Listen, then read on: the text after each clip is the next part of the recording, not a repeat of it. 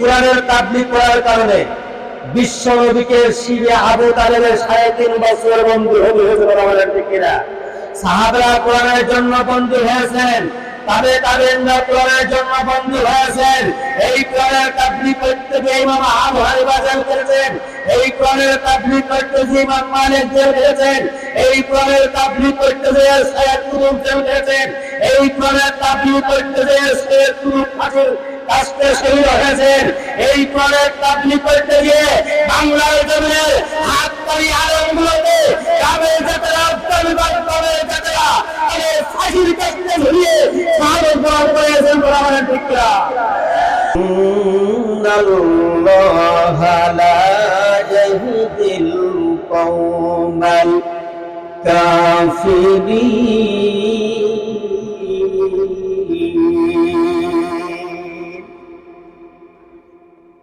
সাদাকাল্লাহুল আযীম। ইন্নাল্লাহা ওয়া মালাইকাতাহু ইউসাল্লুনা আলান নাবী ইয়া আইয়ুহাল্লাযীনা আমানু সাল্লু আলাইহি ওয়া সাল্লিমু তাসলিমা। আল্লাহুম্মা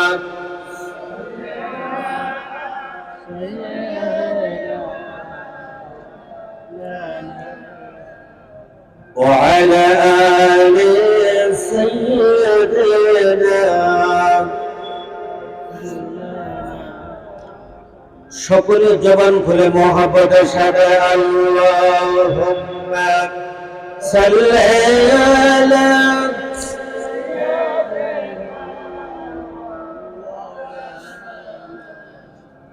وعلى آل سيدنا।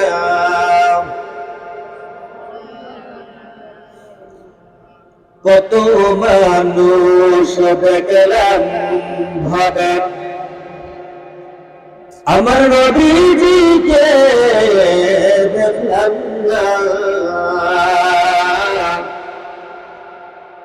আমার নবীজিকে না দেখায়া কবরেতে নিও না।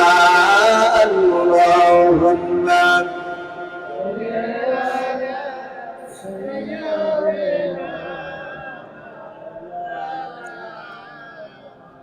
وعلى آل سيدنا। তুমি কার লাগিয়া কান্দো রে মন, সে তো তোমার আপন নয়। তোমার আশারা কোন যিনি ঘুমিয়ে আছেন মদিনায়। আল্লাহুম্মা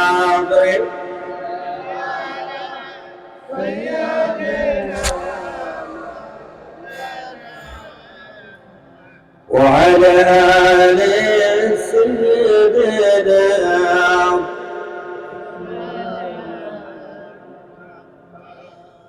আলহামদুলিল্লাহ। মুআজ্জাজ মুহতারাম, বাংলাদেশের ঐতিহ্যবাহী জেলা পাবনা জেলার সদর থানার অন্তর্গত উত্তর কোমরপুর রহমতিয়া জায়ে মসজিদ প্রাঙ্গণে কোমরপুর পাবনা এলাকাবাসী কর্তৃক আয়োজিত আজকে ঐতিহাসিক তাফসীরুল কুরআন মাহফিলের সর্বজন শ্রদ্ধাভাজন সম্মানিত সভাপতি, এলাকার কৃতি সন্তান, এলাকার বিশেষ ব্যক্তিত্ব জনাব মোহাম্মদ সরওয়ার হোসেন, সাবেক সভাপতি ৮ নম্বর ওয়ার্ড বিএনপি দোগাছি পাবনা। আতাআল্লাহু উমরাহু বারাকাল্লাহু ফি হায়াতি। জবান খুলে বলুন আল্লাহুম্মা আমিন। দীর্ঘক্ষণ ধরে আলোচনা করে ধন্য করলেন সারা বাংলার আলোড়ন সৃষ্টিকারী বক্তা, আপনাদের কাছের মানুষ, পাবনা জেলার গৌরব, আপনাদের সুপরিচিত আকাঙ্ক্ষিত ব্যক্তি, ইসলামের জন্য বলিষ্ঠ কণ্ঠস্বর যিনি কোরআনের দায়ী, পাবনার উজ্জ্বল এক নক্ষত্র, হযরতুল আল্লাম জনাব হযরত মাওলানা সৈয়দ আল বেলালী সাহেব, খতিব, হাটগ্রাম দোতলা জামে মসজিদ, ভাঙ্গুড়া, পাবনা। আল্লাহ তার গোলামকে কোরআনের জন্য কবুল করে নিক, আমরা বলছি আল্লাহুম্মা আমিন।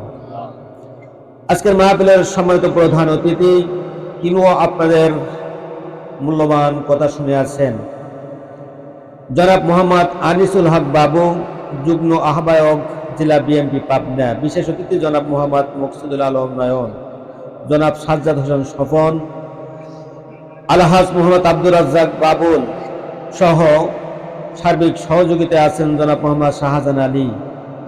আরও আলোচনা করে ধন্য করেছেন আপনাদের অল্পর এলাকার সুনামধন্য ব্যক্তি জনাব মাওলানা আবুল বাশার সহ আজকের মাহফিলের সম্মানিত অতিথিবৃন্দ। আজকের মাহফিলের সম্মানিত পরিচালক, আমাকে এই পর্যন্ত দাওয়াত নিয়ে এসেছেন, আমাকে এখানে এনেছেন, বাচ্চু ভাই সহ আমার ভাইজানের বাসায় ছিলেন, খুব মনের মানুষ। ভাইজান নাম কি জানো? পারভেজ ভাই। আল্লাহ সকলকে দিনের একজন দায়ী হিসেবে কবুল করে নেক, আমরা বলছি আমিন। এবং আজকে মাহফিলের সম্মানিত পরিচালক, আবার সামনের দিন দ্বারা পরহেজগার মুত্তাকি বাবাজি ভাইরা, পর্দার আড়ালে অবস্থানরত মা ও বোনেরা, মাইকের আওয়াজ যতদূর পর্যন্ত পৌঁছাচ্ছে, দোয়ানোর উদ্দেশ্যে হলেও আরেকবার সালাম, আসসালামু আলাইকুম ওয়া রাহমাতুল্লাহি ওয়া বারাকাতুহু। প্রভারা রাত গভীর হয়ে গেছে, আমাকে অনেক রাত্রে আপনাকে উঠালেন, একটু সময় দিবেন আমাকে? আমা তাওফিক ইল্লা বিল্লাহ। আল্লাহ আমাদের সকলকে ধৈর্য সহকারে অল্প কিছু সময় আল্লাহর নাজিলকৃত সংবিধান কোরআনের আলোচনা শোনার তৌফিক দান করুক, আমরা বলি আমিন। আজকের মাহফিল পেয়ে আপনারা নিশ্চয় খুশি, খুশি কিনা? জোরে বলেন খুশি কিনা? আমরা খুশি, তবে খুশি না এমন মানুষ আছে না নাই? কথা বলেন। যুগে যুগে তারা বিরোধ করেছে, করবে, ভবিষ্যতেও করবে। কথা বলেন ঠিক কিনা? কোরআনের বিরোধ এদেশে মনে হয় কোনো মানুষ করেনি। জোরে বলেন। শুধু আমরাই করেছি নাকি? কি বলেন ভাই, কারা করেছে? শুধু আমরাই করেছি। আমরা কি কোরআনের বিরোধ করতে চাই? আমরা কি কোরআনের পক্ষে থাকতে চাই? কারা কারা কোরআনের পক্ষে থাকতে চাই তো হাত তুলে আল্লাহকে দেখিয়ে দেন, ইল্লাহি তাকবীর।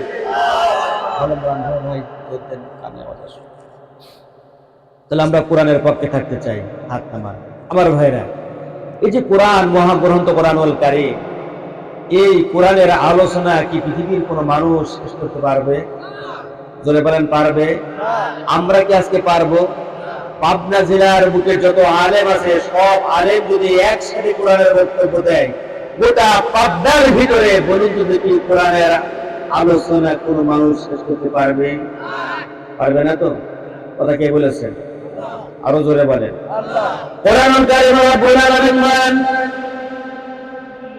কুল লাউ কানাল বাহরু মিদাদান লিকালিমাতি রাব্বি لنفد البحر قبل أن تنفد كلمات ربي ولو جئنا بمثله مددا।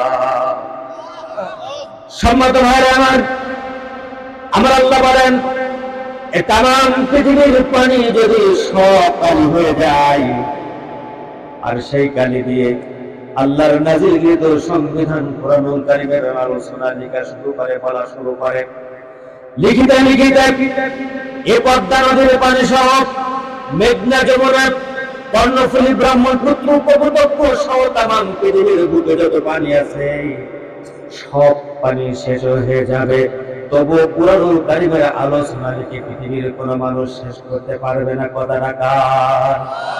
আরো জোরে বলেন কার? সম্মানিত ভাইরা আমার, এত বড় মহত্ববত কোরআনুল কারীমটা আমার আল্লাহ রাব্বুল আলামিন এ জাতের উপরে সংবিধান করে নাজিল করেছে। কি করে নাজিল করেছেন? কোরআনকে কি আমরা সংবিধান হিসেবে মেনে নিতে চাই? কথা বলেন। যে কোরআন আল্লাহ মানুষের মুক্তির জন্য সংবিধান হিসেবে নাজিল করেছে, ও পাবনা জেলার মুসলমানেরা বলুন, এই কোরআনের পক্ষে বিপক্ষে মানুষ আছে না নাই? কথা বলেন, আছে না নাই? যে কোরআন আপনার মুক্তির জন্য আল্লাহ নাযিল করেছেন, সেই কোরআনের কথা বলতে গিয়ে, সেই কোরআনের কথা বলার কারণে বাংলার জমিনে এক শ্রেণীর আলেম ওলামারা নিষ্পেষিত, তাদের উপরে ইস্তেগফার করেছেন করে বলা বলে। চলেনি কথা বলেন। কোরআন বলতে গিয়ে পাবনার কোনো মানুষ নাই জেল খাটেনি। কষ্ট হচ্ছে আপনাদের? কোরআন বলতে গিয়ে পাবনা জেলার কোনো মানুষ নেই ফাঁসির কাস্টে ঝোলেনি। কথা বলেন, কি অপরাধ ছিল তাদের? তাদের অপরাধটা ছিল একটাই, আল্লাহ সুবহানাহু ওয়া তাআলা মানুষের মুক্তির জন্য যে কোরআন বাস্তব জীবনে আইন করে নাযিল করেছে, এই কোরআনের উপর বলার কারণে পাবনা জেলার শ্রেষ্ঠ সন্তান গোটা বাংলায় তামাম পৃথিবীর গৌরব আল্লামা নুরুল্লাহকে ফাঁসির কাস্টে মৃত্যুদণ্ডে দণ্ডিত করা হয়েছে বলে বলেন ঠিক না? আমাদের মতো এক শ্রেণীর মানুষ, এই ব্যক্তিকে যখন শহীদ করা হলো, এই পাবনা জেলা তথা তামাম বাংলাদেশের এক শ্রেণীর মুসলমান নামের জাতীয় বেঈমান, তারা মিষ্টি মুখ পর্যন্ত করেছে, আনন্দ উল্লাস করেছে বলে বলেন ঠিক কিনা? প্রিয় পাবনাবাসী, আপনার উদ্দেশ্যে আমি বলে দিতে চাই, বাংলার জমিনের শ্রেষ্ঠ আলেমদের ফাঁসির কাস্টে ঝোলার পরে এদেশের যে সমস্ত মানুষগুলো মিষ্টি মুখ করেছেন, কোরআন ধরে বলে গেলাম, এই জানোয়ার গুলো মিষ্টি মুখ করে নাই। আল্লাহ কোরআনের পাঠিয়ে করে ইচ্ছাকে অত্যাচার করার পরে ফাঁসির কাস্টে ঝোলাবার পরে যারা মিষ্টি মুখ করেছে, বাংলার জমিনে তারা সুতরাং রক্ত পান করেছে বলে বলে ঠিক না? এই আলেমগুলো মৃত্যুবরণ মানে মৃত্যু দেওয়ার পরে বলুন তো দেখি, আনন্দ উল্লাস র্যালি, বুকে নেম প্লেট লাগিয়ে এগুলো মনে হয় কাবাঘরের সামনে করেছে নাকি? কষ্ট হচ্ছে আপনাদের? কষ্ট হচ্ছে না তো? তারা নামাজি না? একটু কথা বলেন। সম্মত ভাইরা, এই মানুষগুলি আবার নামাজি, তাদের কোনো সময় পাগড়ি হলুদ থাকে, কোনো সময় নীল থাকে, কোনো সময় মাথার টুপি 5 কলি, কোনো সময় 7 কলি, কোনো সময় 2 তলা, কোনো সময় 1 তলা, কোনো সময় জুব্বা, কোনো সময় কাটা পাঞ্জাবি, আজানের সঙ্গে কথা বলেন ঠিক কিনা? আমার ভাইরা, তলে তলে ভিতরে ভিতরে আল্লাহর কোরআনের এত ভালো বাজিয়েছেন যে আল্লাহ আব্দুল্লাহ বিন উবাইর ব্যাপারে ডাইরেক্ট সূরা তাওবার 80 নম্বর আয়াতে কারিমা নাযিল করেছেন। কথা বলেন ঠিক কিনা? সম্মানিত ভাইরা আমার, একদিকে বিশ্বমানবের বিভিন্ন পরামর্শ দিয়েছেন, আবার এদিকে নবীজিকে ক্ষতি হবে, কোরআনের ক্ষতি হবে, তার জন্য পরামর্শ দিয়েছেন মানুষের কাছে। কথা বলেন ঠিক কিনা? আমার পাবনা জেলার ভাইরা শুনুন, আব্দুল্লাহ বিন উবাইয়ের ব্যাপারে যদি কোরআনুল কারীমের সূরা তাওবার 80 নম্বর আয়াতের কারিমা নাযিল হয়, আর সেই আয়াত শোনার পরে যদি আল্লাহ তার জন্য জান্নাত নজিব না করেন, বাংলার জমিনে যে সমস্ত মুসলমানরা মসজিদে নামাজ আদায় করে, পাঞ্জাগানায় নামাজ আদায় করে, আবার কোরআনের কথা বলে, আলেমদের সঙ্গে থাকে, আবার আলেমদেরকে মেরে দিয়ে ফাঁসির কাস্টে ঝোলা, এর পক্ষেও থাকে, এরা যদি মৃত্যুবরণ করে, কোরআন ধরে বলে গেলাম, আব্দুল্লাহ বিন উবাইর যেখানে যাবে, এ জাতেরাও ঠিক সেই জায়গায় যাবে। কথা বলেন ঠিক কিনা? কথা বলেন ঠিক কিনা? অতএব যত নামাজ পড়ুক না কেন, না একটু ভিড়ে করে ইমান নেই করা রাখা, আরো জোরে বলতে কথা রাখার। আমরা কোরআনের পক্ষে থাকতে চাই কিনা? আমরা কোরআনের পক্ষে থাকতে চাই কিনা? আমাদের উপরে যত অত্যাচার নির্যাতন স্ত্রীগুলা আসুক না কেন, মুসলমানরা কোনোদিন বাতিলের কাছে মাথা নত করে না, মুসলমানরা কেবল কোরআনের কাছে মাথা নত করে। কথা বলেন ঠিক কিনা? আমরা বাতিলের কাছে মাথা নত করতে চাই না। আমাদের উপর অত্যাচার নির্যাতন বাংলাদেশের থেকে আসুক না কেন, আমরা মাথা নত করবো। আছে? কষ্ট হচ্ছে ভাই আপনাদের? কষ্ট হচ্ছে না তো? সম্মত ভাইয়েরা, আমি আপনাদের সামনে মহাগ্রন্থ কুরআনুল কারীমের 5 নম্বর পারা, কত নম্বর পারা একটু জোরে বলেন? 5 নম্বর পারার 6 নম্বর সূরা, সূরার নাম সূরা আল মায়েদা। কোন সূরা? একটু জোরে বলেন। আল মায়েদা। এই সূরা আল মায়েদা থেকে অল্প সময়ে কিছু কথা বলবো, যদি আপনারা থাকবেন তো ইনশাআল্লাহ। বাংলাদেশের সাথে বর্তমান প্রেক্ষাপট এবং রাসূলের পরে আয়াত নাযিল হওয়ার পরে কি হয়েছিল, এই প্রেক্ষাপট যদি বাংলার জমিনে এক শ্রেণীর মুসলমানদের সাথে মিলে যায়, তাহলে কি আমরা দায়ী হব? কতক্ষণ আমরা দায়ী হব? আমাদের শুনাইছেন কে? আরো ধরে বলেন, আমাদের শুনাইছেন কে? আসুন আমরা তেলাওয়াত করি। আউযু বিল্লাহি মিনাশ শাইতানির বিসমিল্লাহির রাহমানির রাহিম। ইয়া আইয়ুহার রাসূল বাল্লিগ মা উনজিলা ইলাইকা মির রাব্বিক ওয়া ইল্লাম তাফআল ফামা বাল্লাগতা রিসালাতাহু ওয়াল্লাহু ইয়াসিমুকা মিনান নাস ইন্নাল্লাহা লা ইয়াহদিল কওমাল কাফিরিন। বলুন আল্লাহু আকবার। সম্মানিত ভাইরা আমার, আল্লাহ এই জায়গায় বিশ্বনবীর একটি বড় মর্যাদা দিয়েছেন। আদম নবী থেকে শুরু করে আমার নবী পর্যন্ত যত নবী মানুষ, যত নবী এবং রাসূল পৃথিবীর বুকে এসেছেন, সব নবী এবং রাসূলকে আল্লাহর নাম ধরে ধরে ডেকেছেন। ধরে বলেন আল্লাহু আকবার। কি বলে ডেকেছেন? নাম ধরে ধরে ডেকেছেন। আদম নবীকে ডেকেছেন ইয়া আদম, হে আদম। নূহ নবীকে ডেকেছেন ইয়া নূহ, হে নূহ। এরপর লূতকে ডেকেছেন ইয়া লূত, ইব্রাহিমকে ডেকেছেন ইয়া ইব্রাহিম, সুলাইমানকে ডেকেছেন ইয়া সুলাইমান, দাউদকে ডেকেছেন ইয়া দাউদ, ঈসাকে ডেকেছেন ইয়া ঈসা, ইব্রাহিমকে ডেকেছেন ইয়া ইব্রাহিম। এভাবে প্রত্যেকটি নবীকে আল্লাহ নাম ধরে ধরে ডেকেছেন।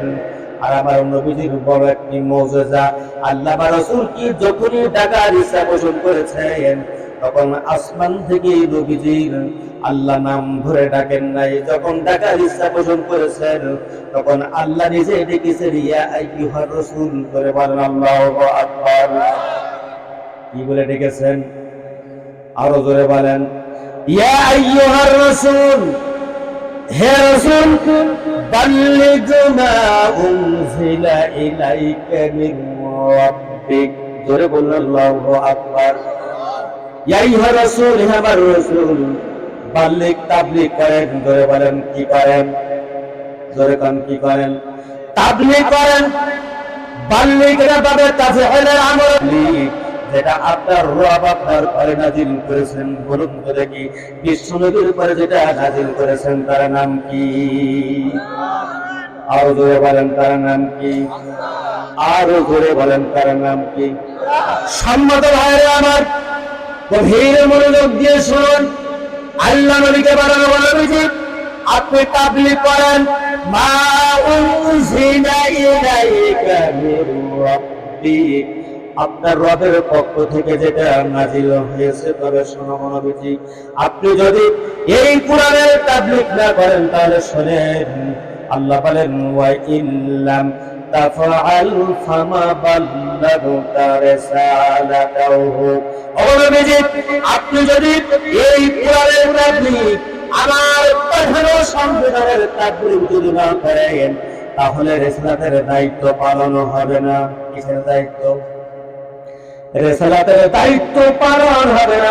নবীজি শুনেন, তবে রিসালাতের দায়িত্ব যখন আপনি পালন করবেন, কোরআনের তাবলীগ যখন করবেন, আপনার রামের জাতের আবামের জাতের আপনার উপর অত্যাচার নির্যাতন করবে। কার অত্যাচার নির্যাতন করবে? রামের জাতেরা বামের জাতের অত্যাচার নির্যাতন করবেন। সম্মত ভাইরা আমার, এই কোরআনের তাবলীগ করতে যে বাংলার রামের জাতেরা বামের জাতের আলেমদের অত্যাচার করেছে কিনা?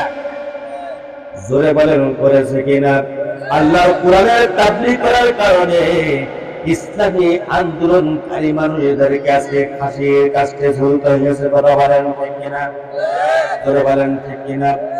এই কোরআনের তাবলীগ করার কারণে বিশ্ব নবীকে শিবে আবু তালেবের 3.5 বছর বন্দী হয়েছে। কথা বলেন ঠিক কিনা? সাহাবারা কোরআনের জন্য বন্দী হয়েছেন, তাবেঈনরা কোরআনের জন্য বন্দী হয়েছেন।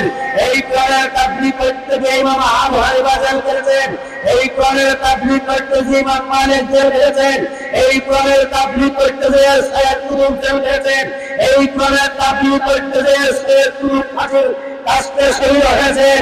এই কোরআনের তাবলীগ করতে গিয়ে বাংলার জমিনে হাততালি আলমগুলোতে গ্রামের জাতেরা গ্রামের জাতেরা ফাঁসির কাস্তে ঝুলিয়ে শাহাদত বরণ করেছেন। বরাবরের ঠিক কিনা?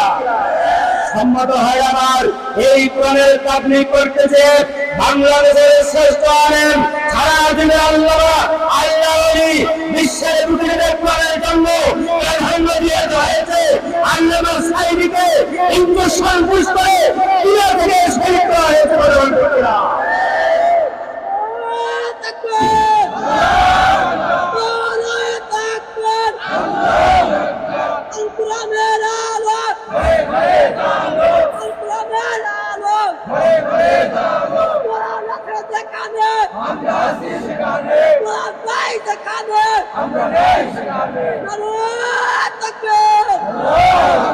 সম্মত ভাইরা আমার, আমরা কথা বলতে পারি। কথা বলেন ঠিক কিনা?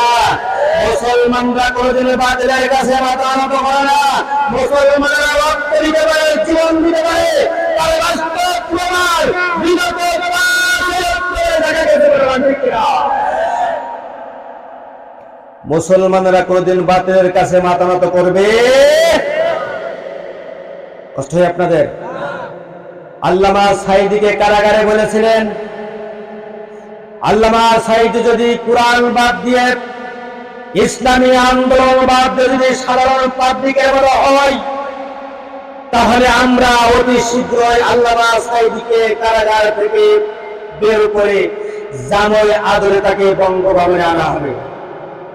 কথা বলেন, কথা বলেন। আল্লামা সাঈদী ওই জায়গায় বলেছিলেন,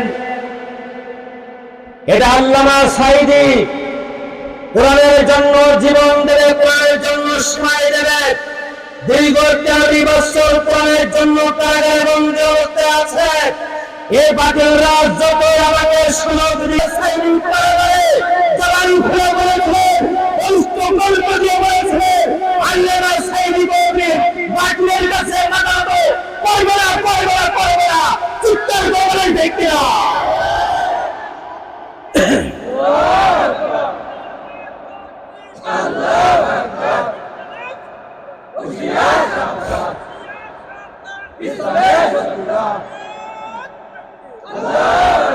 আমরা কি সেই আল্লামা সাঈদের উত্তর শুরু হতে চাই? আমরা কি মতিউর রহমানের নিজামুদ্দিন রহমান নিজামের উত্তর শুরু হতে চাই? আমরা কি আমি হাসান মোহাম্মদ আপনার কি উত্তর শুরু হতে চাই? আমরা কি কামরুজ্জামানের উত্তর শুরু হতে চাই? কারা কারা কোরআনের জন্য সময় এবং জীবন দিতে রাজি আছি? 15 বছর মারা আরেকবার হাত জোরে দেখে দেন আমাকে। আল্লাহু আকবার। আল কোরআনের আলো মানি না, মানব না, মানি না, মানব না। বিশ্বনবী মুস্তাফা। আল্লাহু আকবার। কষ্ট হচ্ছিল তো আপনাদের? চলবে কিছু সময় ইনশাআল্লাহ। সম্মত ভাইরা আমার, বাংলাদেশের শ্রেষ্ঠ গৌরব যে মাতাগুলো আজকে আমাদের বাংলাদেশ থেকে বিদায় হয়ে গেছে, এই খালি জায়গা আমাদের পূরণ করবার মতো নয়। কথা বলেন ঠিক কিনা? আমরা যদি জানতাম এই মানুষগুলো কেমন, তাহলে মুসলমান হয়ে এক মুসলমানের পরে আমরা এইভাবে অত্যাচার নির্যাতন কখনো করতাম না, কথা বলেন ঠিক কিনা? এরা মুসলমান নামের নাম ধরে মুনাফিক, কথা বলেন ঠিক কিনা? সম্মত ভাইয়ের আমার, কোরআনের কথা বলতে গেলে বাধা আসবে। কি আসবে? জোরে বলেন, বাধা আসবে, এসেছে, ভবিষ্যতেও। সম্মত ভাইয়ের আমার, নবীজির পরে যখন আয়াতে কারিমাটা নাযিল হলো, আল্লাহ নবীকে আল্লাহ রাব্বুল আলামিন তাবলীগ করতে পারেন, বেশি বেশি করে তাবলীগ করেন, কোরআনের দাওয়াত দেন। নবীজি, আপনার উপরে যে কোরআন নাযিল করেছে এটা সংবিধান হিসেবে, ধরে বলেন কি হিসেবে? আমার পাপের ভাইরা, কোরআন যে বাস্তব জীবনে আইন, এ কথা কি আমাদের মেনে নিতে কোনো অসুবিধা আছে? ধরে বলেন আছে? কোরআন কারিমা কোরআন বলেন, ওয়া ইন্নাহু লাযিকরুন লাকা ওয়া লিকাওমিকা ওয়া সাওফা তুসআলুন। জোরে বলুন আল্লাহু আকবার। আল্লাহ বলেন, আমি আপনার উপরে এবং আপনার কওমের উপরে খারাপ জিকির নাযিল করলাম। এই জায়গায় আল্লাহ জিকির বলে সম্বোধনা করেছেন, আল্লাহ জিকিরের বাংলা দিয়ে দিয়েছেন সংবিধান। নবীজি, আপনার উপরে এবং আপনার কওমের উপরে একটা সংবিধান নাযিল করলাম, একটা জিকির নাযিল করলাম। নবীজি শোনেন, আপনার কওম এবং আপনি যদি কোরআনকে বাস্তব জীবনের সংবিধান হিসেবে মেনে না নেন, তাহলে অচিরেই আপনাকে এবং আপনার কওমদেরকে আমার কাছে জিজ্ঞাসিত হতে হবে, কথা বলেন ঠিক কিনা? সম্মত ভাইরা আমার, কোরআন যদি বাস্তব জীবনে আমরা আইন হিসেবে মেনে না নিতে পারি, নিঃসন্দেহে কাল কিয়ামতের ময়দানে আল্লাহ রাব্বুল আলামিন আমাদের কাছে জিজ্ঞাসা করবেন, বান্দারে, আমি তোমার সুন্দর নিয়ামত দিয়েছিলাম, সুন্দর ব্রেন দিয়েছিলাম, চোখ দিয়েছিলাম, কান দিয়েছিলাম, জিহ্বা দিয়েছিলাম, তোমার হার্ট দিয়েছিলাম, তারপর তোমার গল ব্লাডার দিয়েছিলাম, তোমার লিভার দিয়েছিলাম, এত সুন্দর সুন্দর নাজ নিয়ামত দেওয়ার পরে তুমি যে পার্থিব জীবনে যাওয়ার পরে কোরআনকে বাস্তব জীবনের সংবিধান হিসেবে মেনে নিলেন না, অবশ্যই তোমার কাছে আজকে আমি আল্লাহ জিজ্ঞাসা করব কোন অপরাধে, কোন কারণে তোমরা বাস্তব জীবনে কোরআনকে আইন হিসেবে মেনে নাও নাই। আমার ভাইরা, যদি আজকে বাস্তব জীবনে কোরআন আইন হিসেবে মেনে না নিতে পারি, কাল কিয়ামতের ময়দানে নিঃসন্দেহে আল্লাহ এই বান্দা বান্দির উপরে জিজ্ঞাসা করবেন, কথা বলেন ঠিক কিনা? আমরা কোরআন যদি বাস্তব জীবনের সংবিধান মেনে না নিতে পারি, তাহলে এখানে বোঝা গেল কাল কিয়ামতের ময়দানে বান্দা বান্দির নাজাতের কোনো ব্যবস্থা আল্লাহ করবেন না, কথা বলেন ঠিক কিনা? তাহলে কোরআনকে বাস্তব জীবনে সংবিধান হিসেবে আমাদের মেনে নিতে হবে। এটা কি আমাদের অস্বীকার করার কোনো সুযোগ আছে ভাই? কোনো সুযোগ আছে? আরে ভাই, এই কোরআনের কথা বলতে গিয়ে বিগত বছরগুলোতে বুড়ো মানুষ পর্যন্ত আমাদের পরে খেপে গেছে। কতক্ষণ বুড়ো মানুষ পর্যন্ত খেপে গেছে। হ্যাঁ, যুবকরা কোরআনের মাহফিল আয়োজন করে, বুড়োরা যে ভেঙে দেয়, এখানকার মুরব্বীরা না। তাই বলে আমার এক দাদা ছিল, বলবো কথাটা, আমার এক দাদা ছিল, আমার দাদা প্রতিবেশী, সে কোরআনের মাহফিল এবং হুজুর বিদ্বেষ, বিগত দলের দল, হুজুর বিদ্বেষী, হুজুর দেখতেই পারে না।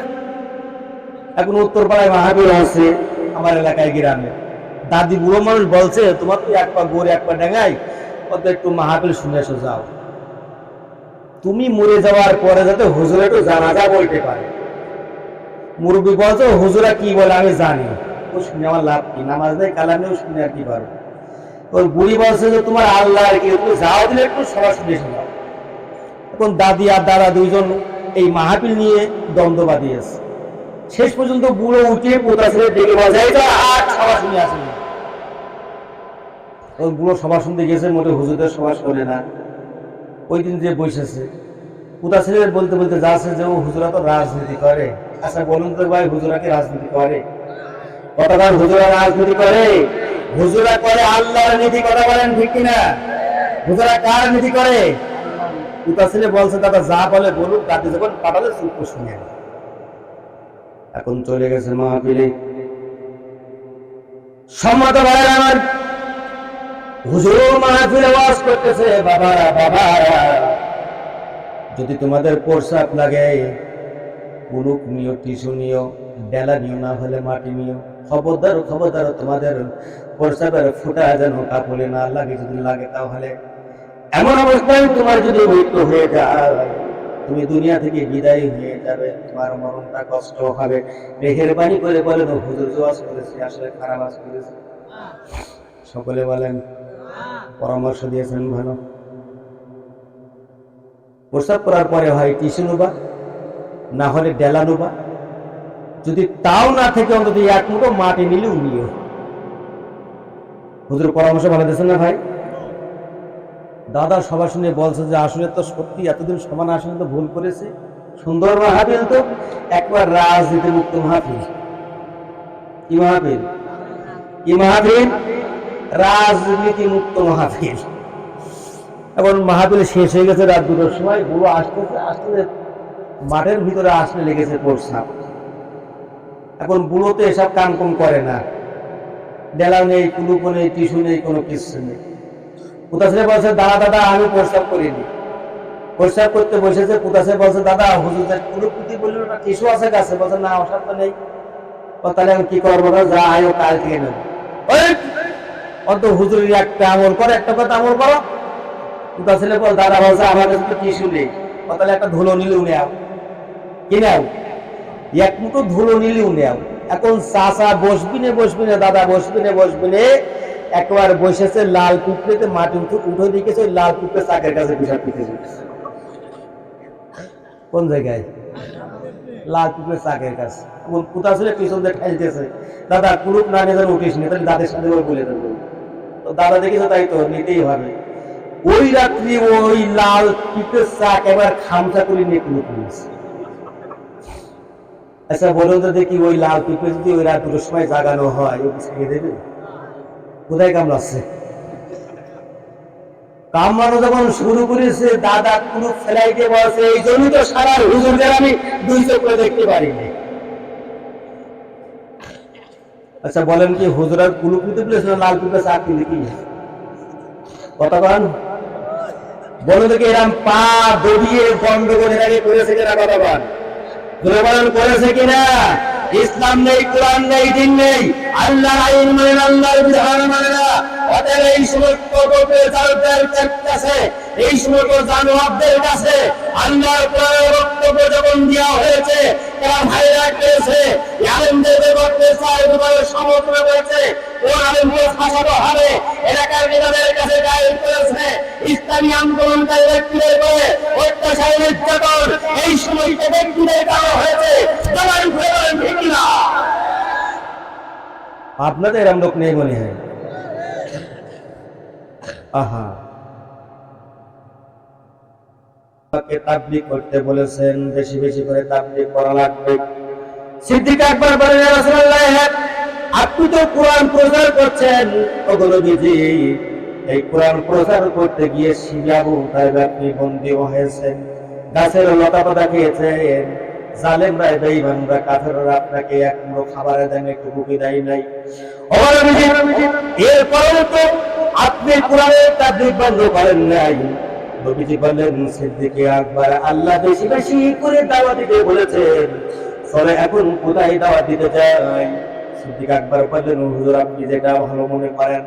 নবীজি বললেন, ও সিদ্দিক আকবর, চলো এই কোরআনের জন্য দাওয়াতের কাজ করতে হবে। মক্কায় কোনো কাফিরের ভয় পাবো না, কোনো ইহুদের ভয় পাবো না, কোনো চক্রান্ত, আমাদের যত চক্রান্ত আসুক না কেন, সব চক্রান্ত অপেক্ষা করে ভয়লাভ করে চলো আমরা সিদ্দিক আকবর এবং আমি 2 জন মিলে ওই আবু জেহেলের বাড়িতে তাবলীগ করতে যাই। জোরে বলেন আল্লাহু আকবার। কার বাড়িতে? জোরে বলেন। সম্মানিত ভাইরা আমার, ইতিহাস সাক্ষ্য দেয়, আল্লাহর নবী এবং সিদ্দিক আকবর 2 জন যখন আবু জেহেলের বাড়িতে ডাক দিলেন, ইয়া রাসূলুল্লাহ, আল্লাহর নবীর সঙ্গে আছেন সিদ্দিক আকবরের। সিদ্দিক আকবর বলেন, হুজুর গভীর রজনীতে আপনি এই কাট্টা কাফের আবু জেহেলকে ডাকবেন। ইয়া রাসূলুল্লাহ, ওনা জানি আবার খেপে যায়। আল্লাহ নবী বললেন, আবু বকর সে যতই খেপুক না কেন কোরআনের দাওয়াত দিতে আমরা কোনদিন পিছপা হব না। ধরে বলেন আল্লাহু আকবার। বাসার উঠানে গিয়ে আল্লাহ নবী ছোট্ট তার মিষ্টি কণ্ঠে দিয়ে ডাক দিলেন, চাচা ও চাচা ও চাচা। ঘরের ভিতর থেকে আওয়াজ আসলো, কে? নবীজি বললেন, আমি তোমার ভাতিজা বিশ্ব নবী মুহাম্মদ। আল্লাহু আকবার। এত রাত্রে কেন এসেছো? নবীজি বলেন, চাচা আমি তোমাকে দুইটি জিনিস উপহার দিতে এসেছি। জোরে বলেন কয়টি? আরো জোরে বলেন কয়টি?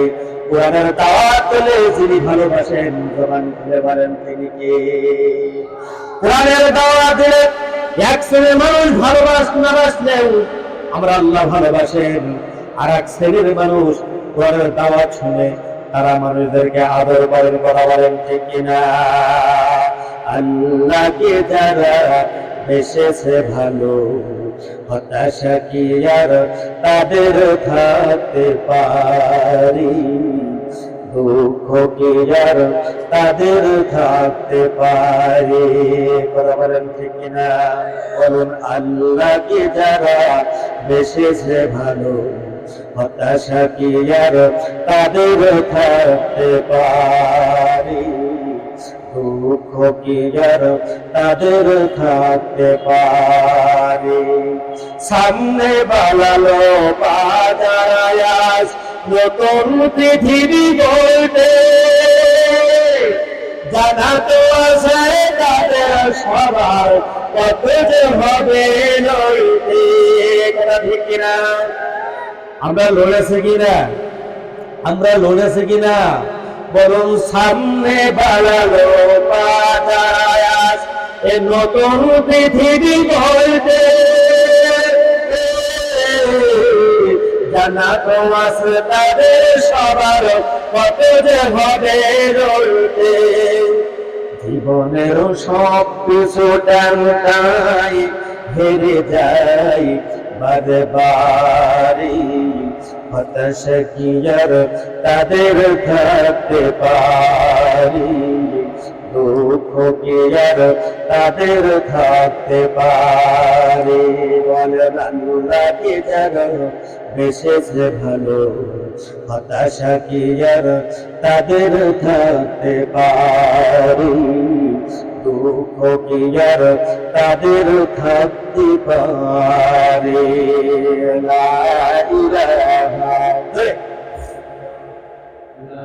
ভাই কত বাজে দেখেন তো?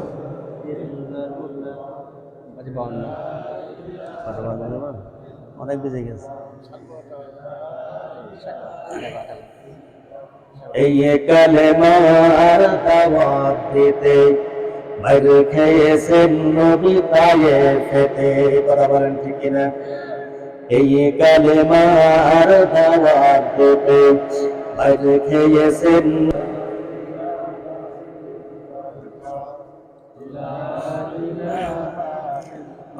বলল তারে কাফের নেতা, বলবে না আর কোরআনের কথা।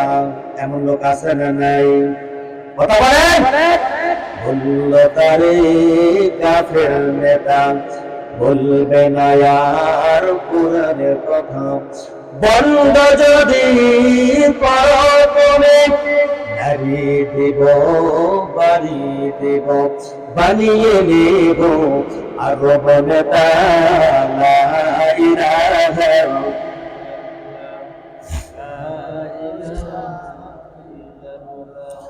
সবাই বলেন লা ইলাহা ইল্লাল্লাহু মুহাম্মাদুর রাসূলুল্লাহ। সম্মানিত ভাই আমার, গভীর রজনীতে আবু জেহেলের স্ত্রী বলল, কে উঠানে এসে ডাকে? আবু জেহেল বলল, আমার ভাতিজা মুহাম্মদ। কেন এসেছে গভীর রজনীতে? ওই আমার আব্বা বলে, আমাকে নাকি দুটি হাদিয়া নিয়ে দিতে এসেছেন। ধরে বলেন কয়টি? দুইটি হাদিয়া দিতে এসেছে। আমার মা, দরজা খুলে দাও, মুহাম্মদকে ঘরের ভিতরে ঢুকায় দাও। আল্লাহর নবী ওই গভীর রজনীতে যে হাদিয়া নিয়ে গেছিলেন সেই হাদিয়া অন্য কোনো হাদিয়া নাই, সেটা হলো কোরআনের হাদিয়া। সুবহানাল্লাহ বলবেন।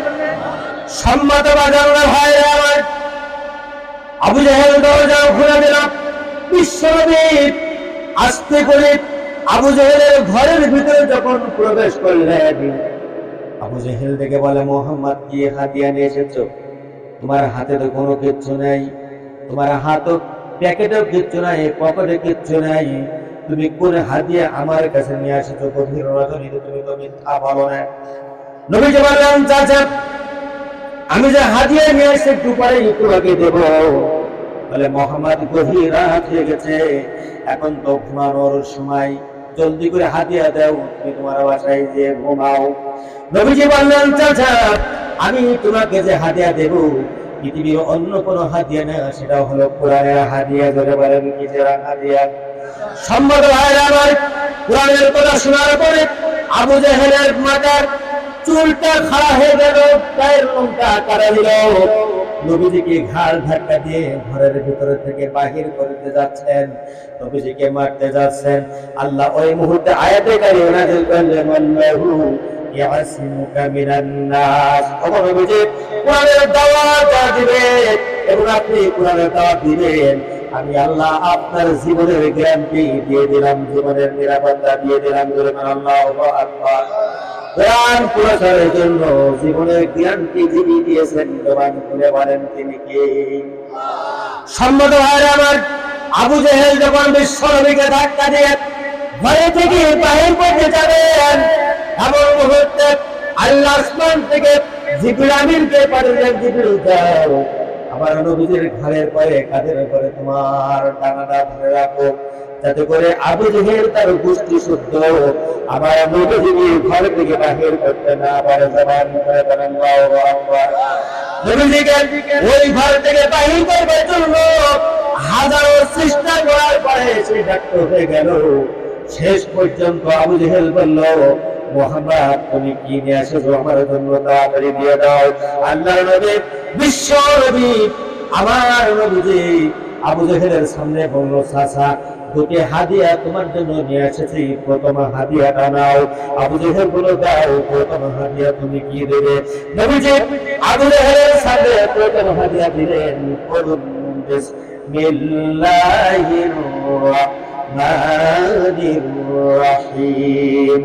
আলাম তারা কাইফা ফাআলা রাব্বুকা বিআসহাবিল ফিল আলাম ইয়াজআল কাইদাহুম ফি তাদলিল ওয়া আরসালা আলাইহিম তায়রান আবাবিল তারমিহিম বিহিজারাতিন মিন সিজিল ফাজআলাহুম কা'আসফিন মা'কুল। আরো জোরে বলেন আল্লাহু আকবার। সম্মানিত ভাইরা আমার, আরব জাহানের মানুষেরা তখন প্রত্যেকটি শব্দের মানে তারা জানতো। কথা বলেন ঠিক কিনা? যেহেতু কোরআন নাযিল হয়েছে কিসে? আরবিতে কোরআন নাযিল হয়েছে সহজ ভাষায়। আল্লাহ বলেছেন, ইন্না আনজালনাহু কুরআনান আরাবিয়্যান লাআল্লাকুম তা'কিলুন। আল্লাহ বলেন, আমি আমার বান্দা বান্দীদের পরে এবং আমার নবীর পরে কোরআনটা আরবিতে সহজ করে নাযিল করেছি। আবু জাহেলের ঘরের ভিতরে বিশ্ব নবী যখন সূরা ফিলটা তেলাওয়াত করলেন, নবীদের কথা শুনে সূরা ফিল তেলাওয়াত শোনার পর আবু জাহেল ডেকে বললেন, মুহাম্মদ তোর জন্মের 90 বছর 90 দিনের আগের ঘটনা। আব্রাহা বাচ্চাকে ওই কাবার ধ্বংস করতে আসার কারণে আল্লাহ হস্তি বাহিনীকে জীবনের মতন ধ্বংস করে দিয়েছিলেন। আসমান থেকে পাখি দ্বারা ছোট্ট ছোট্ট কঙ্কার মেরে মেরে গোটা হস্তি বাহিনীকে শেষ করেছিলেন। মুহাম্মদ তুই কোথা থেকে কথাটা জানলি? আল্লাহর নবী বললেন, চাচা আমি যে তাবলীগ তোমার কাছে নিয়ে এসেছি, এই তাবলীগটা তুমি যদি মেনে না নাও, তাহলে তুমি যে কথা বললে ওই আব্রাহা বাচ্চাকে ধ্বংস করেছে মহান আসমানের মালিক, ও চাচা শুনে নাও তুমি যদি কোরআন না মানো, কোরআনের তাবলীগ যদি না করো, তাহলে তোমার বানিয়ে দিয়ে গেলাম ভবিষ্যৎবাণী, তোমাকে সিগন্যাল দিয়ে গেলাম রে চাচা, আব্রাহা যেমন ধ্বংস হয়েছে এই কোরআন না মানার কারণে, তুমিও তোমার জাতি একদিন ধ্বংস হবে। ভাবে কথা বলেন ঠিক কিনা? ইসলাম বিদ্বেষী, কোরআন বিদ্বেষীদের ধ্বংসের ব্যাপারে যিনি আয়াত নাযিল করেছেন, বলেন তিনি কে? আরো জোরে বলেন তিনি কে? আবু জেহেলের গোষ্ঠীরা ধ্বংস হয়েছে। এই বাংলার জমিনে ইসলামের বিপক্ষে যারা কথা বলেছে, তারাও আল্লাহর এই জমিন থেকে ধ্বংস হয়েছে। কথা বলেন ঠিক কিনা? কষ্ট হয় আপনাদের? সম্মানিত ভাইরা আমার, আল্লামা সাঈদী একটা কথা বলে গিয়েছিলেন, আমরা তোমাদের শত্রু নয়। কথা বলেন ঠিক কিনা? বাংলাদেশের কোন আলেম, কোন মসজিদের মাঝের কোন মসজিদের মুসল্লি ইসলাম প্রিয় কোরআনী আন্দোলন যা করে, এরা হলো বাংলাদেশের এদের শত্রু নয়। কথা বলেন ঠিক কিনা? এদের শত্রু তাদের পাশে। এই কথা কে বলেছিলেন? জোরে বলেন, কে বলেছিলেন? আল্লামা সাঈদী বলেছিলেন, আমরা তোমাদের শত্রু নয়, তোমার শত্রু তোমাদের পাশে। বেশি বাড়াবাড়ি করলে বাংলার জমিনের 18 কোটি তৌহিদি জনতা একটু বুড়া ধরে না দেবে মামুয়াইলে বলবা। কোন জায়গায়? কথা বলেন কোন জায়গায়? আরে মামু বাড়ি কোন এসে? আপনারা বলেন কোনে? দিল্লির কথা আল্লামা সাঈদী বলেছেন। আল্লামা সাঈদী দিল্লির কথা বলেছেন, তাই দিল্লি পেয়েছে। আল্লামা সাঈদীর জবান দিয়ে কপাল ভালো যাওয়ার প্রশান্ত মহাসাগরের কথা বলিনি। ভাই আপনাদের এগুলো আমরা ভালো জন্য বলতেছি ভাই। প্রশান্ত মহাসাগরের কথা যদি এই ওলির জবান দিয়ে বাইরে হতো, প্রশান্ত মহাসাগরে না গেলেও পদ্মা নদীতে ডুবে যেত। আল্লামা সাঈদী তার ওই ড্যাঙার কথা বলেছেন দিল্লির, তাই সে দিল্লি যে করেছে। তকদির ভালো যে জাতিদের বলিনি ওই পদ্মায় ডুববা। আল্লামা সাঈদীর জবান থেকে, ওলির জবান থেকে এই শব্দটা যদি বাইরে হতো, বাঁচাবার কোনো ক্ষমতা পৃথিবীর মানুষের থাকতো না। কথা বলেন ঠিক কিনা? এখন বুঝে নাও শত্রু কারা। আজকে আলেমদের বিরুদ্ধে যদি কথা না বলতে, বক্তা না দিতে, আলেমদেরকে যদি ধরে ধরে কারাগারে আইনে ধরে না ঢোকাতে, বাংলার জমিনে তোমার উপর আল্লাহু আকবার বলা হয় ঠিক কিনা? আলেমদেরকে যারা মেরেছে, যুগে যুগে তারা বড় হয়ে কথা বলেন ঠিক কিনা? এই বড় আলেমদের যদি কেউ মারে, আলেমদের বলে কাটি দেয়, আলেমদের অত্যাচার করে, কোরআন হয়ে বলে দিলাম, এই জাতি ভালো থাকবে না। এই জাতিকে যদি ভালো রাখতে হয়, আলেমদের খেদমত করা শেখো, আলেমদের ভালোবাসা শেখো। কারণ আলেমরাই হচ্ছে রাসূলের উত্তরসূরি। কি বলেন? এই আলেমরা হচ্ছে রাসূলের উত্তরসূরি। অতএব রাসূলের উত্তরসূরিতে পৃথিবীর কোন মানুষ থেকে নাই, আবু জেহেল থেকে নাই, উতবা থেকে নাই, সাইবা থেকে নাই, আবু লাহাব, আবু সুফিয়ান থেকে নাই। আলেমদের ক্ষতি করে বিশ্বের কোন মানুষ থেকে রাখতে পারবে না। কারণ কি জানেন? কারণ আলেমরা রক্ত দিতে পারে, আলেমরা জীবন দিতে পারে, আলেমরা অর্থ দিতে পারে, আলেমরা সুনাই দিতে পারে, আলেমরা স্লোগান দিতে পারে, আলেমরা শোক দিতে পারে, আলেমরা বাতিলের কাছে পাতানো বক্তব্য করতে জানে না। আমরা কি বাতিলের সাথে মাথা নত করতে চাই? সম্মানিত ভাইরা আমার, আবু জেহেলের দাওয়াত দিয়ে এদিকে মা খাদিজা গভীর রজনীতে দরজার কাছে দাঁড়ায় পিঠ লাগায় ঘুমায়। আমার প্রথম স্বামী কোন জায়গায় গেল? মদিনা মক্কার বুকে সত্য নবীজির শত্রু আর শত্রু। আমার বাজানরা, যদি আপনারা গভীর রজনীতে বাসা থেকে কোথাও চলে যান অথবা কোথাও যান, আপনি বলে গেলেন রাত 10টায় বাড়ি আসবো, আসলেন না, আপনাদেরকে আমার মা জান্নাত বলে রাজা থাকে, তারা ঘুমায় না, স্বামীকে নিয়ে পিতাকে নিয়ে তারা টেনশন করে। কথা বলেন ঠিক কিনা? সম্মত ভাইরা আমার, গভীর রজনীতে আবু জেহেলকে দুটি উপহার দেওয়ার পর গভীর রজনী হয়ে গেছে, তাহাজ্জুদের সময় হয়ে গেছে। নবীজি যখন ফিরে আসলেন রে বাজান, দরজার কাছে ডাক দিলেন, আমার খাদিজা। খাদিজা নবীজির কণ্ঠ শোনার পর এক ডাকে উত্তর দিলেন, লাব্বাইকা ইয়া সাদাইকা ইয়া রাসূলুল্লাহ। চিৎকার করে আল্লাহু আকবার। আমার মায়ের জাতেরা এত নমনীয়, আমার ভাইরা, আমার নবীজি যখন ডাকলেন, আমার খাদিজা, মা খাদিজা ডাক দিলে ডাকের উত্তর নিলেন। নবীজি দরজা খুলে দিলেন, নবীজি ঘরের ভিতরে প্রবেশ করলেন। আল্লাহ নবী মা খাদিজাকে ডেকে বললেন, ও খাদিজা, গভীর রাতে তুমি কি ঘুমাও নাই? আমি তো তোমার একটা ডাক দিলাম। মা খাদিজা বললেন, ইয়া রাসূলুল্লাহ, না জানি মক্কার অলিতে গলিতে আপনার শত্রু আর শত্রু বলা বলেন ঠিক কিনা? আপনার শত্রু শিকারে শিকারে। ওগো নবীজি, আমি যদি গভীর রাতে ঘুমায় যাই, আপনি যদি আমাকে এসে খাদিজা খাদিজা বলে ডাকেন, আল্লাহ রাসূল তাহলে মক্কার অলি গলিতে যত কাফের বেঈমান আছে আর আপনার কণ্ঠ শুনতে পাবে এবং উঠে আসবে, উঠে আপনাকে ধরে তারা নির্যাতন করবে, আপনার উপর ইস্তিমরা চালাবে, আপনাকে মেরে দেবে, আপনাকে আঘাত করবে। নবীজি, আপনাকে এটা যাতে না করতে পারে, আপনি যদি আমাকে ডাকাডাকি করেন, তাহলে তারা টের পেয়ে যাবে, সুযোগ পাবে আপনার গলার কণ্ঠটা শোনার জন্য। আমি খাদিজা বিছানায় পেট না লাগায়া লাগায়া, আমি খাদিজা ঘরের দরজায় পেট লাগায়া লাগায়া ঘুমাচ্ছিলাম। আমার মা জান্নাত ইসলামের জন্য শুধু যুবকরা কাজ করেনি, পুরুষরাও কাজ করেনি। আমার মা জান্নাত ইসলামের জন্য আপনাদের ভূমিকা অনেক ছিলেন, কথা বলেন ঠিক কিনা? ইসলামের জন্য মা জান্নাত অর্থ দিয়েছে, সম্পদ দিয়েছে, সময়ও দিয়েছে, কথা বলেন ঠিক কিনা? এই কোরআনের জন্য, এই ইসলামের জন্য, দিনের জন্য আমার মা জান্নাতের ভিতরে সর্বপ্রথমে শহীদ হন হযরত সুমাইয়া। কে? হযরত সুমাইয়া শাহাদাত বরণ করেন। ওয়ালা মাদাল্লাত, গভীর মনোযোগ দিয়ে শুনুন। আপনাদের ভিতরে অহংকার নাই, দিমাগ নাই, আপনারা আগে আপনারা পদ্মাশীলা, কথা বলেন ঠিক কিনা?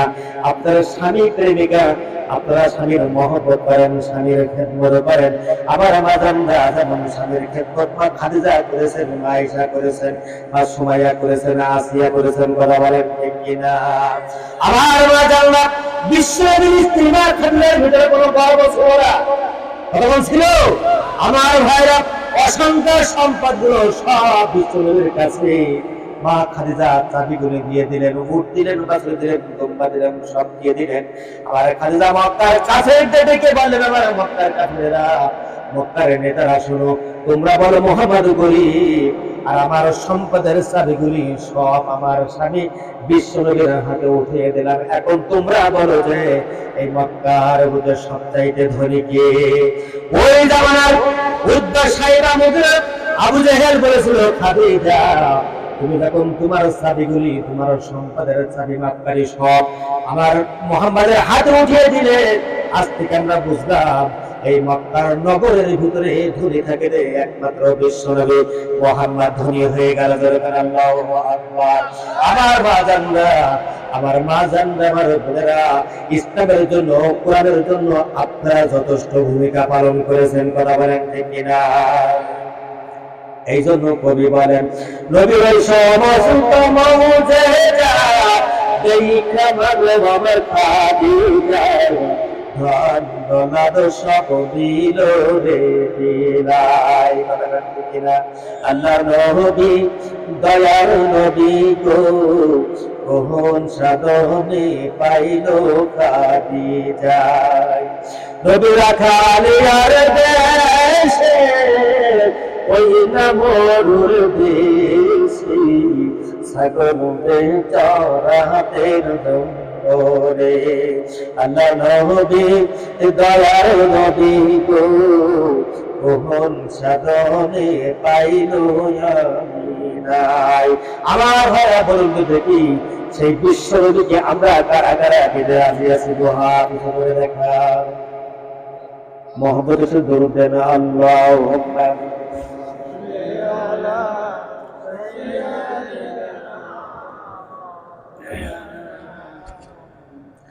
وعلى آل سيدنا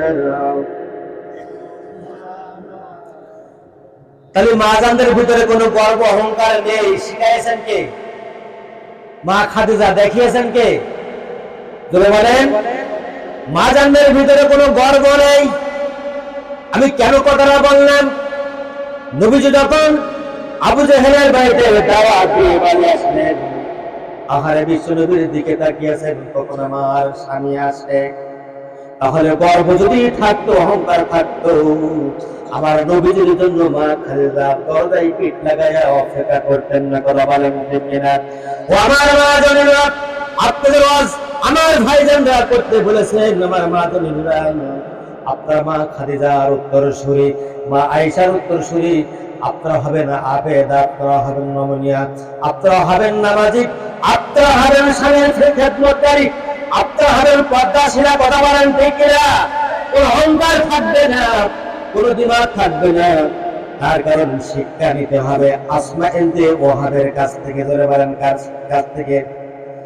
আসমা ইনতে ওয়াহাবের কাছ থেকে। আমার ভাইরা গভীর মনোযোগ দিয়ে শুনুন। মদিনার বুকে সবচেয়ে কালো নিগ্রো সাহাবী ছিল দুইজন। একজন হবে আবু ওয়াক্কাস আর একজন হলেন সাদ। কি নাম? যে বলেন, একজন হলেন বেলাল, একজনের নাম কি? বেলাল, আর একজন নাম হলো সাদ বিন আবি ওয়াক্কাস রাদিয়াল্লাহু তাআলা আনহুমা। সম্মানিত ভাইরা আমার মা জানরা গভীর মনোযোগ দিয়ে শুনুন। এই আলোচনা করার পর আমি ছেড়ে দেব। কষ্ট কি হয় আপনাদের? কষ্ট হচ্ছে না বাজান? খেয়াল করে ইতিহাস সাক্ষ্য দেয়, বিশ্বনবীর কাছে সাদ দিয়ে বলছেন, হুজুর আমি তো মদিনার নিগ্রো মানুষ, আমি তেমন দেখতেও ভালো না। আপনার সাহাবীদের ভিতরে এই মদিনার বুকে দুইজন সাহাবী সব চাইতে কুৎসিত কালো নিগ্রো, একজন হলো বেলাল আর একজন হলো আমি সাদ। নবীজিকে বললেন, ইয়া রাসূলুল্লাহ আমার কি বিয়ে হবে না? কি হবে না? কথা পাইনি। আমার কি বিবাহ হবে না? নবীজি বলেন, সাদ তুমি কি বিয়ে করতে চাও? সাদ বলেন, আমার তো সম্পদ আছে, এগুলো কে দেখবে, কে খাবে?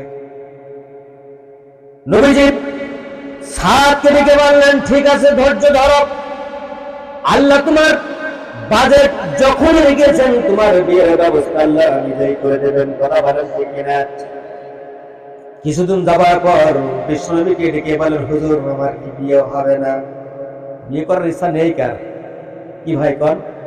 কষ্ট হচ্ছে না আপনাদের? সম্মত অপেক্ষা করো, আমি তোমার বিবাহের ব্যবস্থা করতেছি। নবীজি একখানা চিঠি লিখলেন। চিঠিটা সাদের কাছে দিয়ে বলেন, যাও মদিনার অমুক গোত্রে হযরত ওহাবের কাছে চিঠিখানা দাও। ওহাবের একটা সুন্দরী মেয়ে আছে আসমা, এই আসমার সঙ্গে তোমার বিয়ের ব্যবস্থা যদি আল্লাহ চাই তাহলে হবে। আমি নবীজি চিঠিখানা লিখে দিলাম, বিয়ের ঘটক আমি নবী নিজেই। আল্লাহু আকবার। নবীজি যখন নিজেই ঘটক, ওই জায়গায় সাদের কি আর কোনো সমস্যা আছে? সাদ ডেকে বলেন, হুজুর আপনি বলেন মদিনার সুন্দরী নারী আসমা, ওই আসমা কি আমাকে দেখে রাজি হবে? মদিনার কত মহিলা দেখলাম, কত নারী দেখলাম, আমাকে দেখে কেউ পছন্দ করে নাই। এত সুন্দরী মেয়ে কি পছন্দ করবে? হতে পারেন, দাও চিঠিখানা দাও, তকদির যদি থাকে তাহলে হবে। ধরে বলেন আল্লাহু আকবার। সুন্দরী মেয়ে কি না চাই? কথা বল। সম্মত ভাইরা আমার, নবীজি চিঠিখানা লিখে দিলেন, পিছনে লিখে দিলেন ইতি বিশ্বনবী জনাবে মুহাম্মদ রাসূলুল্লাহ। আল্লাহু আকবার। আমার পর্দার আলের মাঝানরা মনোযোগ দিয়ে শুনুন। অহংকার করা যাবে না, দিমাগ করা যাবে না। আমার মাঝানরা হযরতে সাদ চিঠিখানা নিয়ে ঘোড়ায় চলে গেলেন ওহাবের বাড়িতে। সেই দরজার কাছে গিয়ে ঘোড়া থামালেন, সালাম দিলেন, আসসালামু আলাইকা ইয়া হালাল বাইত। ঘরের ভিতর থেকে পুরুষ কণ্ঠে ওহাবের কণ্ঠ দিয়ে সালামের জবাব পেলেন, ওয়া আলাইকুম সালাম, মান আনতা, তুমি কে? সাদ বলেন, আমি সাদ। কেন এসেছো? কি জন্য এসেছো? সাদ দেখে বলেন, নবীজি আপনার কাছে একখানা চিঠি পাঠিয়েছেন, আপনি আসুন চিঠিটা নিন। সাদ বলেন, একটু অপেক্ষা করো, চিঠিটা নিচ্ছি। আমার বাজানরা বাড়ির ভিতর থেকে সে দরজা খুলে কিছুক্ষণ পর চলে এলেন ছাদের কাছে, বললেন আমি তো বিশ্বনবীর কাছ থেকে গতকাল নিয়ে এসেছি, আবার চিঠি কেন পাঠালে? আমার বাজান ছাদ বলল, চিঠিতে কি লিখে আছে এটা আমি জানি না। চিঠিখানা খুললো, নিল, খুলে দেখলেন চিঠিতে লেখা রয়েছে, বিশ্বনবী নিজেই হাতখানা দিয়ে লিখেছেন, ওয়াহাব তোমার যে সুন্দরী মেয়ে আছে, এই সুন্দরী মেয়ের জন্য একটা পাত্র উপযুক্ত কামেল ছেলে আমি তোমার মেয়ের জন্য ব্যবস্থা করেছি। তোমার মেয়ের বিবাহের জন্য যে ছেলেটি পাঠালাম চিঠি নিয়ে, এই ছেলে হলো তোমার মেয়ের উপযুক্ত স্বামী হওয়ার যোগ্য। আল্লাহু আকবার। তুই রাজি থাকো, দেরি করো না, এই ছেলের সঙ্গে তোমার মেয়ের বিয়ের ব্যবস্থা করে দাও। চিঠিখানা পাওয়ার পর সাদ রাদিয়াল্লাহু তাআলা, ওয়াহাব রাদিয়াল্লাহু তাআলা আনহু একবার ছাদের দিকে তাকায়, একবার চিঠির দিকে তাকায়, একবার ছাদের দিকে তাকায়, একবার চিঠির দিকে তাকায়, তাকিয়ে বলে, মদিনার কত সুন্দর সুন্দর যুবক আজকে আমার এই মেয়ের জন্য এসেছে, আমার মেয়ে রাজি হয়নি, আর তাই ও কার তাকে পাঠিয়েছে বিশ্বনবী। আচ্ছা, এ কি আমার মেয়ে রাজি হবে? তা শেষ করে দেব? এ কি করি এখন? এখন এই চিঠি নিয়ে বাড়ি যেয়ে তার স্ত্রীও বলতে পারছে না, যদি বলে তো সর্বনাশ, বউ তো খেটাবাটা করে উঠবে, কি বলেন? আবার বিশ্বনবী চিঠিখানা পাঠিয়েছেন, তার গুরুত্ব দিতে হবে, কি বলেন? সম্মত ভাইয়ের আমার, ওয়াহাব সাহেবকে রেখে বললেন, ওয়াহাব সাহেব বিশ্বনবী তার মুবারক পবিত্র হাত দিয়ে চিঠিখানা লিখে দিয়েছেন। খুব সুন্দর কথা, তবে শোনো, আমার মেয়ের ব্যাপারে মদিনার অনেক সুন্দর সুন্দর যুবক, কত ধনট্ট ব্যক্তি এসেছেন, আমার মেয়ে পছন্দ করে নাই। ও সাহেব, তোমার মতো ব্যক্তিকে আমার মেয়ে পছন্দ করবে কিনা এটা আমার জানা নেই। আমি এই চিঠিখানা নিয়ে যদি আমি আমার স্ত্রীর কাছে দেই, লাঠি খাটি হবে কিনা তাও বলতে পারবো না। এরা স্ত্রী নাই? আছে মানে। ও মা জগন্নাথ, গভীর মনোযোগ দিয়ে শুনুন। হযরত ওয়াহাব সাহেবকে তার শীত দরজার কাছে দাঁড় করে চলে গেলেন বাড়িতে। চিঠিখানা আসমার মায়ের কাছে দিতে পারছেন না, কিন্তু আসমারা বুঝতে পারছেন কি একটা ঘটে গেছে। আসমার মা ডেকে বলছেন, কি হয়েছে তোমার? মনটা বড় মলিন, কি বলবো বলবে ভাব, আবার বলতে পারছেন না। ওহা বলে, বলতে তো বড় শরম করে। বলে কেন, কি হয়েছে? বলে বিশ্বনবী আমাদের মেয়ের বিয়ের ব্যাপারে প্রস্তাব দিয়েছেন, একটি ছেলে পাঠিয়েছেন, ওই ছেলের সঙ্গে বিয়ের কথা রাসূল লিখে দিয়েছেন। যদি রাজি থাকো আসমার মা, তাহলে ওই ছেলের সঙ্গে তোমার আসমার বিয়ের ব্যবস্থা করে দাও। আসমার মা ডেকে বলেন, কই ছেলে? আহারে, ওহাব বলতেও পারে না, ছেলে তার বাহিরে দাঁড়িয়ে আছে, দেখার সঙ্গে সঙ্গে কি খেটাবেটা করবে তা বলা যায় না। ডেকে বলছে, ছেলের কথা বলবো? বলছে, তা বললে অসুবিধা কই? কত ভালো ভালো ছেলে এসেছে, আমার মেয়ে রাজি হয়নি। ছেলে যদি ভালো হয় তাহলে দেখা যাক রাজি হয় কিনা, আর ছেলে যদি খারাপ হয় খবরদার। কথা বল।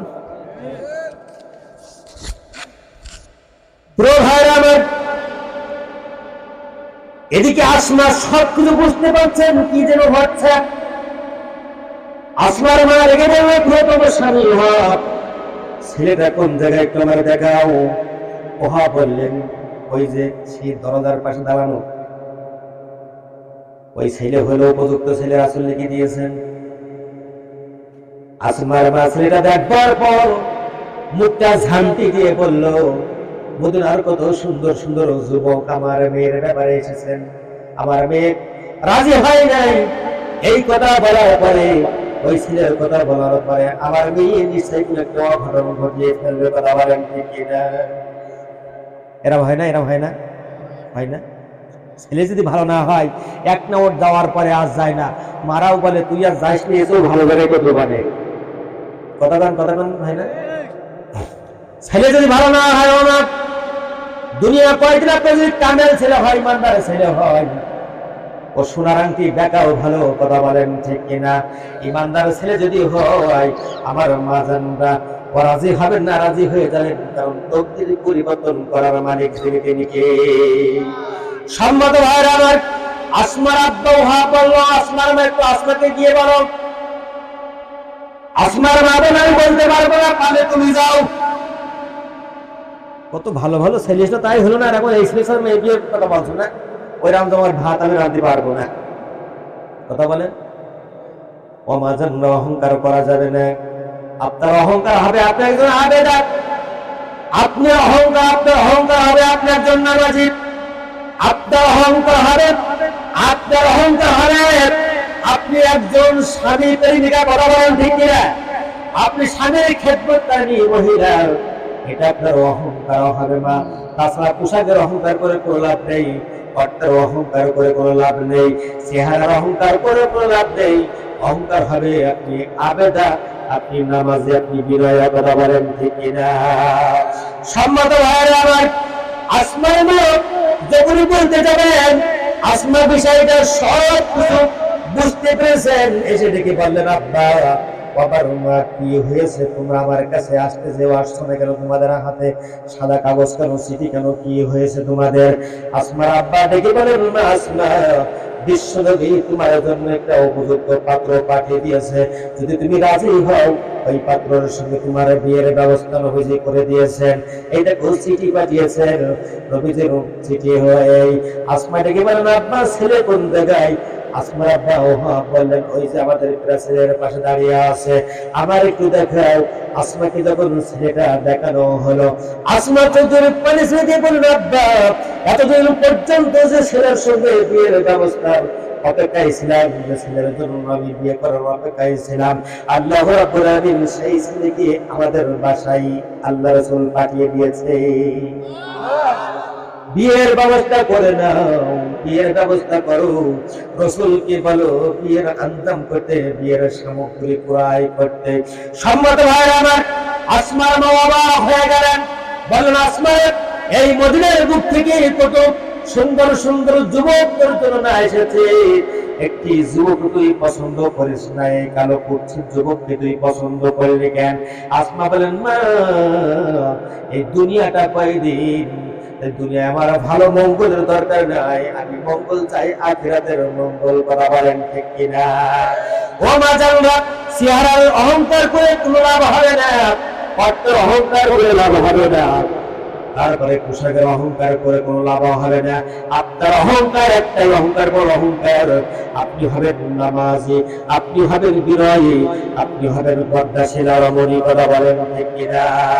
এর মাধ্যমে আপনার জীবনটা ধন্য হয়ে যাবে এবং পরকালে মা খাদিজার সঙ্গে আপনি হাসর করতে পারবেন, মা আয়েশার সঙ্গিনী হয়ে যাবেন, মা ফাতেমার সঙ্গিনী হয়ে যাবেন, কথা বলেন ঠিক কিনা? আমার মা জানরা 5 ওয়াক্ত নামাজ পড়বেন, স্বামীর খেদমত করবেন, মূল্যবান স্বামী পেলে সেই স্বামীর খেদমত করবেন, আপনার তকদিরটা আল্লাহ নিজেই পরিবর্তন করে দেবে, কথা বলেন ঠিক কিনা? মহাপ্রতিষ্ঠিত জিকির দেন লা ইলাহা, কত কথা ভাই?